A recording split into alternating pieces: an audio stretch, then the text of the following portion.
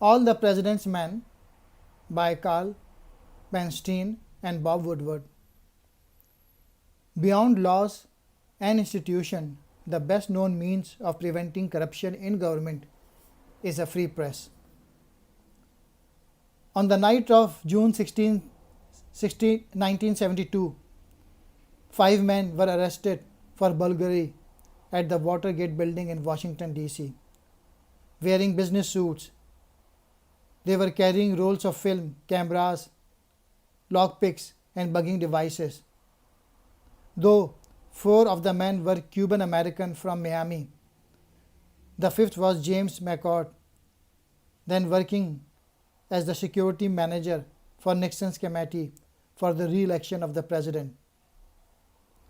An address book on the person of another of the burglars contained contacts for Howard Hunt, a White House consultant connected to Charles Colson, a special counsel to the president.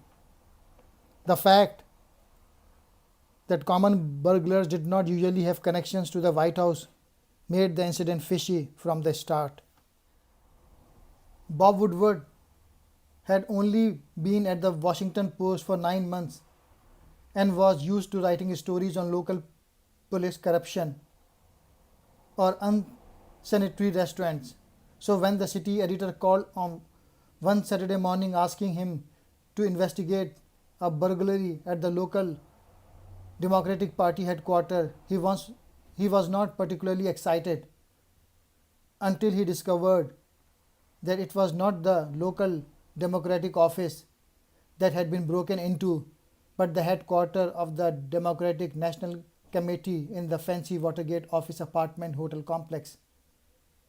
Woodward was not pleased that another reporter, Carl Bernstein, had started working on the story too. Bernstein had a reputation for muscling in on good stories and claiming them as his own. At 28, he had been a reporter since he was 19 and was a long-haired college dropout, while the 29-year-old Woodward was a Yale graduate whose father was a judge. Woodward asked for an interview with the president, still believing Nixon had somehow stayed above it all. Yet, the White House was rapidly descended into chaos, with mutual accusation and loyalty going out the windows. Watergate proved one thing, that a free press is a foundation of liberal democratic society, as important as the right to vote, the separation of church and state, and an independent judiciary.